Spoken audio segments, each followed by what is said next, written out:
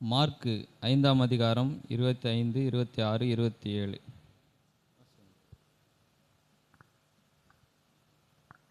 அப்பொழுது 12 வருஷமாய் பெரும்பாடுள்ள ஒரு ஸ்திரீ அநேக வைத்தியர்களால் மிகவும் வருத்தப்பட்டு தனக்கு உண்டானவைகளை எல்லாம் செலவழித்தும் சச்சாகிலும் குணமடையாமல் அதிக வருத்தப்படுகிற பொழுது இயேசுவை குறித்து கேள்விப்பட்டு நான் அவருடைய வஸ்திரங்களே ஆகிலும் தொட்டால் சொஸ்தமாவேன் என்று சொல்லி. மார்க்கு 7:25.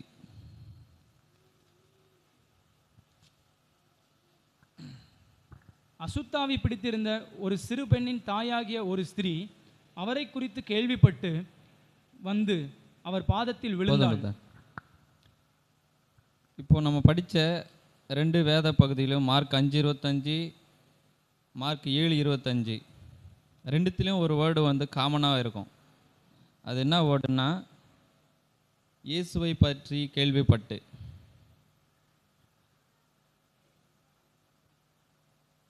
இயேசு கிறிஸ்து இந்த பூமியிலே வாழ்ந்த நாட்களில் அநேக அற்புதங்களை செய்தார்.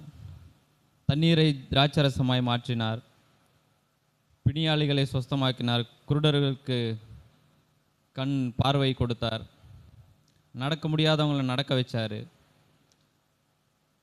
அநேக மரித்தவங்களை உயிரோடு எழுப்பினார். 4 நாள் மரித்த 4 நாள் கழிச்சு ஒருத்தர் உயிரோடு எழுப்பினார். அநேக அற்புதங்களை செய்தார்.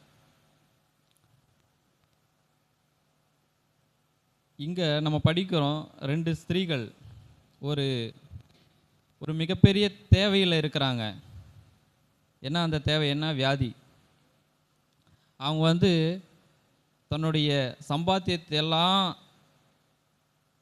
அவங்களுடைய வியாதி குணமாகணும் அப்படின்னு சொல்லிட்டு நிறைய காசு செலவு பண்ணுறாங்க. ஆனாலும் அவங்களுக்கு சுகம் கிடைக்கல. இப்போது இயேசுவை பற்றி கேள்விப்படுறாங்க. இயேசுவை பற்றி என்ன கேள்விப்படுறாங்க? அவரால் சொஸ்தமாக்காத ஒரு வியாதியும் கிடையாது, அவருக்கு முடியாதது அப்படின்னு ஒன்றுமே கிடையாது, எல்லா பிரச்சனையும் அவரால் தீர்க்க முடியும் அப்படின்னு கேள்விப்படுறாங்க.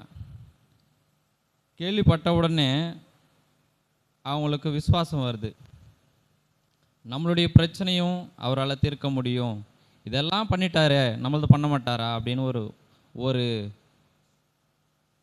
ஒரு திருடமான ஒரு நம்பிக்கை வருது. நம்ம ரோமர் 10:17 படிக்கிறோம், விசுவாசம் கேள்வினாலே வரும். அது தேவனுடைய வார்த்தையினால் தான் வருது. இந்த ஸ்திரீகள் இயேசுவை பற்றி கேட்குறாங்க. அவங்களுக்குள்ள ஒரு நம்பிக்கை வருது, என்னால் இந்த வியாதியிலிருந்து அவரால் சொஸ்தமாக்கப்பட முடியும். இதை நான் படிக்கும்போது இயேசுவை பற்றி கேள்விப்பட்டாங்க. நாம் இயேசுவை பற்றி கேள்விப்பட்டிருக்கிறோமா? ஒரு கேள்வி வந்தது.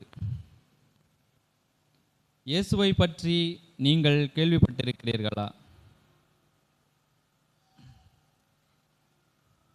இந்த பழைய ஏற்பாட்டில் வாழ்ந்த ஜனங்கள் எல்லாம் இயேசு கிறிஸ்து இந்த பூமியில் வரும்போது ஒரு அற்புதம் அவரால் கொடுக்க முடியும், ஒரு அற்புதம் அவரால் செய்ய முடியும், எல்லாவற்றையும் அவரால் செய்ய முடியும் என்ற நம்பிக்கை வச்சாங்க.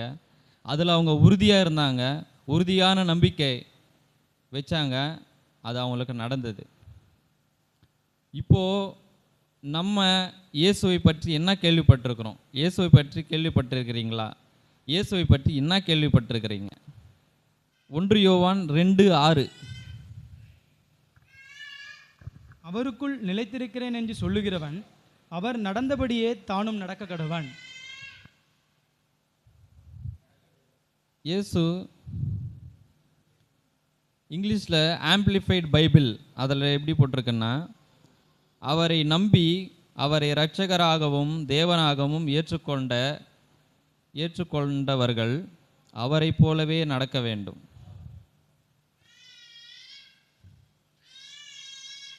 இயேசுவை பற்றி மெய்யான சுவிசேஷத்தை பிரசங்கிக்கப்படுகிற ஒரு சபையில் நம்ம இருக்கிறோம். இயேசு கிறிஸ்து புதிய ஏற்பாட்டில் நம்ம பார்த்தோம்னா இயேசு கிறிஸ்து உன்னை கோடீஸ்வரன் ஆக்கிறது தான் நான் வந்தேன், உன்னை வியாதி இல்லாமல் ஒரு சொஸ்தமானவனாக எந்த வியாதி இல்லாமல் இந்த பூமியில் வாழ்கிறனாக தான் நான் வந்தேன், உனக்கு ஒரு துன்பமும் நேரிடாதபடிக்கு தான் நான் வந்தேன் அப்படின்னு புதிய ஏற்பாட்டில் எங்குமே இருக்காது. இயேசு கிறிஸ்து நம்மளுக்கு மாதிரியாக இருக்கிறதுக்காக தான் அவர் வந்தார். நாம் அவரை எப்படி நம்ம அவரை கேள்விப்படுறோம்? அவர் ஒரு மாதிரியாக நம்மளுக்கு இருக்கிறதுக்காக தான் இந்த பூமிக்கு வந்தார். புதிய ஏற்பாட்டு நம்ம மாறி மாறி கேள்விப்பட்டால் கூட உண்மையான சத்தியம் என்னன்னா, இயேசுவை போலவே நாமும் வாழ வேண்டும்.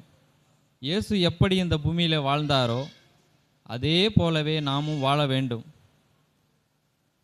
அவரை இரட்சகராகவும் தேவனாகவும் ஏற்றுக்கொண்ட ஜனங்கள் அவர் வாழ்ந்தபடியே, அவர் எப்படி வாழ்ந்தாரோ அதே போலவே, அவர் எப்படி நடந்தாரோ அதே போலவே, அவர் எப்படி பிதாவுக்கு கீழ்ப்படிந்தாரோ அதே போலவே அவர் இந்த பூமியில் நம்மளுக்கு சொன்ன வார்த்தைகள் மத்தேயு 11:9.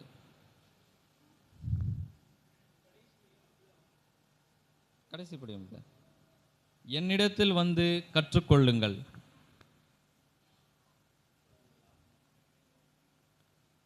கற்றுக்கொள்ளுங்கள். இயேசு கிட்ட நீங்கள் வந்திருக்கீங்க, அவரை நம்பி இயேசுவை பற்றி கேள்விப்பட்டு ஞானஸ்தானம் பெற்று அவர்கிட்ட வந்திருக்கிறீங்க அப்படின்னா முதல் அழைப்பு வந்து என்னிடத்தில் கற்றுக்கொள்ளுங்கள். பழைய ஏற்பாடில் வாழ்ந்த ஜனங்களுக்கு அவங்களுக்கு சொஸ்தம் வேணும், அவங்களுக்கு ஆஸ்தி வேணும், எல்லாமே வேணும். ஆனால் நம்மளுக்கு வந்து இயேசு தான் வேணும். இயேசு பிதாவுக்கு இவர் என்னுடைய நேசகுமாரன், நான் இவள் பிரியமாக இருக்கிறேன். இயேசு கிறிஸ்து வாழ்ந்த வாழ்க்கையை பார்த்து தேவன் சாட்சி கொடுக்குறாரு, எனக்கு இஷ்டமாக வாழ்கிறாரு. இயேசு கிறிஸ்துவை பற்றி சாட்சி கொடுக்குறாரு. இந்த வார்த்தைகள் தான் நம்ம இங்கே அநேகமாக கேட்டுன்னு இருக்கிறோம். இதுதான் சத்தியம் கூட. நம்மளுக்கு அற்புதங்கள் நடக்குது, நம்ம செழிப்பு அடைகிறோம், நம்மளுக்கு அநேக ஆசீர்வாதம் கிடைக்குது. அதை காட்டிலும் இயேசுவை போல வாழ்கிறது தான் பெரிய ஆசீர்வாதம். ஃபஸ்ட்டு சொல்கிறாரு, என்னிடத்தில் வந்து கற்றுக்கொள்ளுங்கள். பிரதர் ஒரு வசனம் சொன்னார், ஏன் நம்ம அவரை பின்பற்றணும்? ரோமர் 10:36, எல்லாம் அவராலும் அவருக்கென்றும் அவர் மூலமாகும். எல்லாமே இந்த பூமியில் அவருக்காக தான் படைக்கப்பட்டிருக்குது எல்லாமே. அதனால் இயேசு கிறிஸ்துவை போல நீ வாழு அப்படின்னு அவர் கட்டாயப்படுத்த மாட்டார். எல்லா சௌகரியங்களையும் நமக்கு கொடுத்துருக்கிறாரு. பிரதர் சொன்ன மாதிரி பரிசுத்த ஆவியானவர் நம்மளுக்கு கொடுத்துருக்கிறாரு. நாம் எப்படிப்பட்ட கிறிஸ்துவை கேள்விப்பட்டிருக்கிறோம்? கிறிஸ்துவை வெறும் ஆசீர்வாதங்களை தருபவராக, அவர்கிட்ட போனோன்னா என்னுடைய கஷ்டங்கள் எல்லாம் தீரும் அப்படின்னு ஒரு நோக்கத்தோடு இயேசுவை குறித்து கேள்விப்பட்டிருக்கிறோமா? அல்லது மெய்யான சுவிசேஷத்தை இயேசு கிறிஸ்துவை போலவே என்னாலையும் வாழ முடியும், அவர் எனக்கு மாதிரியாக இருக்கிறார் அப்படின்னு அந்த விஷயத்தை நம்ம கேள்விப்பட்டிருக்கிறோமா? மெய்யான சத்தியத்தை கேள்விப்பட்டிருக்கிறோமா? நீங்கள் எந்த இயேசுவை கேள்விப்பட்டிருக்கிறீர்கள்? சிலுவையில் அறையப்பட்ட இயேசுவை கேள்விப்பட்டிருக்கிறீங்களா? அனுதினமும் சிலுவையை எடுத்துக்கொண்டு வாழ்கிற இயேசுவை பற்றி கேள்விப்பட்டிருக்கிறீங்களா? கேள்விப்பட்டோன்னா நம்மளுக்கும் இந்த ஸ்திரீகளை போல நம்மளுக்கும் ஒரு அசைக்க முடியாத ஒரு நம்பிக்கை வரணும்.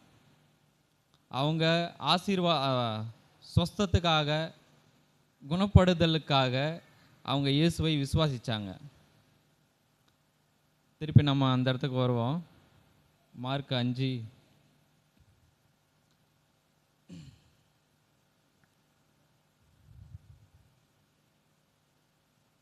நான் அவருடைய வஸ்திரங்களை தொட்டால் போதும் நான் சொஸ்தமாவேன் அப்படின்னு அவங்க நினச்சிக்கின்னு விசுவாசத்தோடு தொட்டாங்க. இயேசுகிட்ட இருந்து அந்த வல்லமை வெளிப்பட்டு அவங்க சொஸ்தமாயிட்டாங்க. இப்போது சீஷர்கள் வந்து இயேசு சொல்கிறாரு, யார் என்னை தொட்டது அப்படின்றாரு. சீஷர்கள் சொல்கிறாங்க, நிறைய பேர் இருக்கிறாங்க, இயேசு சொல்றாரு, நிறைய பேர் இருக்கிறான், கரெக்டாக தான். விசுவாசத்தோடு என்னை தொட்டது யாரு? என்னை நம்பி நான் என்னால் இதை பண்ண முடியும் அப்படின்னு நம்பி யார் என்னை விசுவாசத்தோட தொட்டது? அந்த கண்கள் வந்து அந்த அந்த அந்த தாய் மேலே போகுது. விசுவாசம். ஏன்னா அம்மா, உன் விசுவாசம் உன்னை ரட்சித்தது. நம்மளை பார்க்கணும். இந்த இந்த வாழ்க்கைக்காக என் பிள்ளை ஏங்குறானா? இந்த வாழ்க்கை வாஞ்சியோடு என்ன தேடுறாங்களா? இந்த வாழ்க்கைக்காக இந்த ஒரு ஏக்கத்தை தேவன் பார்க்கும்போது அற்புதமாய் நம்மளை இயேசுவை போல அவர் வளைக்க முடியும், வளைந்து கொள்ள முடியும். 1 பேதுரு 2:21. இதற்காக நீங்கள் அழைக்கப்பட்டும் இருக்கிறீர்கள், ஏனெனில் கிறிஸ்துவும் உங்களுக்காக பாடுபட்டு நீங்கள் தம்முடைய அடிச்சுவடுகளை தொடர்ந்து வரும்படி உங்களுக்கு மாதிரியை பின்வைத்து போனார். அவர் நம்மளுக்கு மாதிரியை பின்வைத்து போயிருக்கிறார். அவர் நம்மளை மாதிரியே எல்லா விஷயங்களையும் சோதிக்கப்பட்டார். நம்மளுக்கு வர எல்லா சோதனைகளும் அவர் போயிருக்கிறாரு. இந்த பூமியிலே இயேசு கிறிஸ்து அனுபவித்த பாடுகள் மாதிரி வேற எந்த மனுஷனாலும் அனுபவிக்க முடியாது. அந்த அளவுக்கு உச்சக்கட்ட ஒரு பாடுகளை அவர் அனுபவித்தார். தேவன் நம்மளுக்கு ஒரு வாக்குறுதி கொடுத்துருக்கிறாரு, உங்களுடைய சக்தி எவ்வளவோ அவ்வளோதான் நான் சோதிப்பேன் உங்களை. அதுக்கு மிஞ்சி ஒரு இன்ச்சு கூட நான் உங்களை சோதிக்க மாட்டேன்.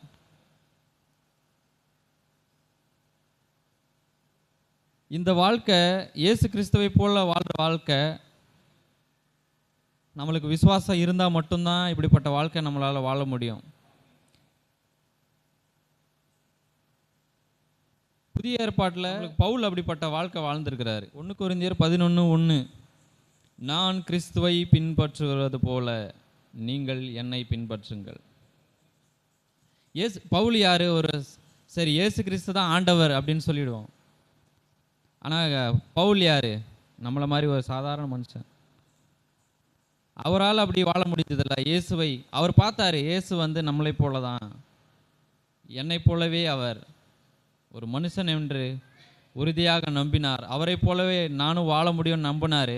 அவர் சொல்கிறார் ஒரு ஸ்டேட்மெண்ட்டு, நான் இயேசுவை பின்பற்றுறேன், அதனால் நீங்களும் என்னை பின்பற்றுங்க. யோவான் 17:14,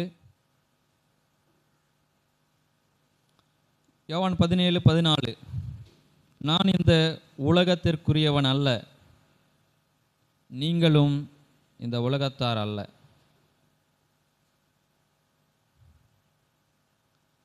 அவர் இந்த உலகத்தில் இருக்கும்போது கூட அவர் இந்த உலகத்தை சார்ந்தவர் அல்ல. அவர் தேவனை மாத்திரமே சார்ந்து கொண்டவர்களாய் அவர் வாழ்ந்தார். சிஸ்டர் ஜெபம் பண்ணாங்க.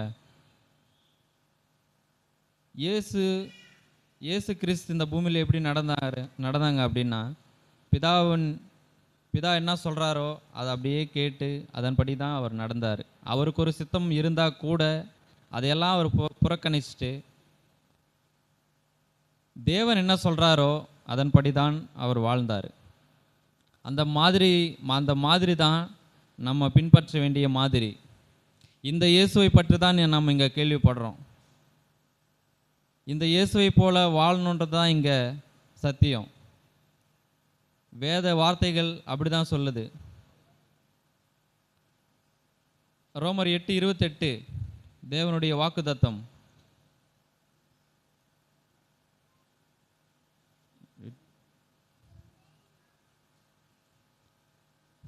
8:28-29 படியும் பிரதர்.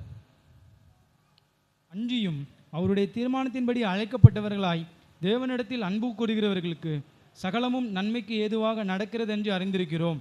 தம்முடைய குமாரன் அநேக சகோதரருக்குள்ளே முதற் பேரானவராய் இருக்கும் பொருட்டு தேவன் எவர்களை முன்னறிந்தாரோ அவர்களை தமது குமாரனுடைய சாயலுக்கு ஒப்பாயிருப்பதற்கு முன் குறித்திருக்கிறார். நம்மளை முன்னாடியே முன்குறிச்சிட்டாரு, ப்ரீ டெஸ்டைன் பண்ணிட்டாரு, நம்மளுடைய இலக்கை நியமிச்சிட்டாரு. இயேசு கிறிஸ்துவை நம்பி வந்த நம்மளுக்கு ஒரு இலக்கை அவர் நிர்ணயிச்சிட்டார். என்ன அந்த இலக்கன்னா, இயேசுவை போல மாறுவது. மேலே படிக்கிறோம், நன்மை அந்த நன்மை தான் இயேசு கிறிஸ்துவை போல இயேசுவின் சுபாவங்களுக்கு நம்ம ஒரு லக்கை நோக்கி நம்ம போனோம். இயேசுவை போல மாறுவது தான் அந்த நன்மை. இப்படிப்பட்ட கிறிஸ்துவை தான் நாம் கேள்விப்பட்டிருக்கோம். இதுக்கும் அந்த பழைய ஏற்பாடில் அந்த அந்த அம்மா அந்த 2 பேர் பற்றி பார்த்தோம். அவங்க விசுவாசித்த காரியம் அவங்களுக்கு நடக்கணும்னா, அவங்க நம்பின காரியம், அவங்களுக்கு தேவைப்படுற ஒரு காரியம் அவங்களுக்கு நடக்கணும்னா, அவங்க எப்படி இயேசு கிறிஸ்துவை பற்றி கேள்விப்பட்டு எப்படி அதை நம்பினாங்களோ அதே போல் நம்ம நம்பலைன்னா, என்னை இயேசு கிறிஸ்து, தேவன் இயேசு கிறிஸ்துவின் சாயலுக்கு ஒப்பாக என்னை மாற்றுவதற்காக தான் என்னை பிடிச்சாரு. இந்த மேலான நன்மையை எனக்குள்ளே அவர் கொடுத்தது நோக்கமே அதுதான். அதுக்காக தான் என்னை ப்ரீடெஸ்டைன் பண்ணார் அப்படின்னு நம்ம நம்பினா மட்டும்தான் இந்த இயேசு கிறிஸ்துவை போல வாழ்கிற வாழ்க்கை நம்மளுக்கு கிட்டும். இல்லைன்னா நம்ம வேறொரு இயேசுவை கேள்விப்பட்டிருக்கிறோம். மற்றவங்க சொல்கிற மாதிரி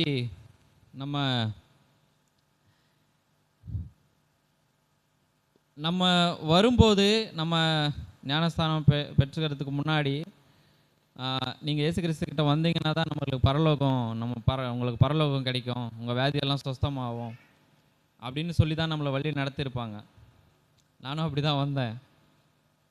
ஆனால் மெய்யான தேவனுடைய சுவிசேஷத்தை, தேவனுடைய வார்த்தைகளை மெய்யாக நம்ம கேட்கும்போது நம்மளுக்கு விசுவாசம், இதுக்கு தான் நம்மளுக்கு விசுவாசம் வரணும். இயேசு கிறிஸ்து நம்ம மரித்த பிறகு பரலோகம் போகிறது கிடையாது. பரலோக வாழ்க்கை அதுக்கு நம்ம பழைய ஏற்பாட்டில் இருந்த தாவீது, மோசே இவங்க எல்லாரும் மாதிரியே நம்மளும் இருந்திருக்கலாம். இயேசு கிறிஸ்து வர வேண்டிய தேவையே கிடையாது. இயேசு கிறிஸ்து வந்த நோக்கம் என்னை போலவே நீங்களும் வாழணும். அதற்கு ஒரு மாதிரியாக தான் நான் உங்களை காட்டுறதுக்காக தான் நான் வந்திருக்கேன். இதுக்கு தேவை இந்த விசுவாசம். ஒரே ஒரு கேள்வி தான், நீங்கள் இயேசுவை பற்றி கேள்விப்பட்டிருக்கிறீர்களா? இயேசுவை பற்றி கேள்விப்பட்டிருக்கிறேன் அப்படின்னா அவர் நடந்தபடியே நானும் நடக்க வேண்டும். அவர் எப்படி நடந்தாரோ அப்படி தான் நடக்கணும். இதுதான் நான் உண்மையான இயேசு கிறிஸ்துவை நான் கேள்விப்பட்டிருக்கிறேன். அந்த தாய்மார்கள் போல நம்மளுக்கு விசுவாசம் வேணும். தேவனுக்கு மகிமை உண்டாவதாக.